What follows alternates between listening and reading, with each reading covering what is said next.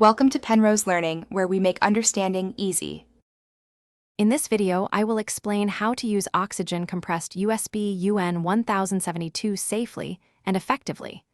Always ensure your oxygen cylinder is stored upright and secured to prevent it from falling. Keep the cylinder away from any heat sources, open flames, or combustible materials to avoid hazards. Good ventilation is crucial when oxygen is in use. Before connecting, confirm the cylinder is clearly labeled Oxygen USB UN1072. Carefully attach the regulator to the cylinder valve, ensuring a tight, secure fit. Next, connect your prescribed delivery device, such as a nasal cannula or mask, to the regulator's outlet.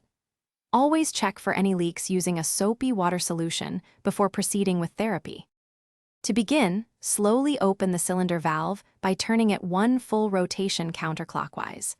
Adjust the flow rate on your regulator precisely to the liters per minute prescribed by your doctor.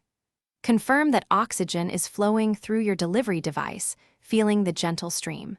Continuously monitor the patient's breathing and overall response to the oxygen therapy. After each use, completely close the cylinder valve to conserve oxygen. Before disconnecting, make sure to bleed the pressure from the regulator until the gauge reads 0. Store any empty cylinders separately from full ones to avoid confusion. If you notice any equipment malfunctions or damage, report them immediately to your provider for safety. Thanks for watching. If this was helpful, leave a like and consider subscribing. See you next time.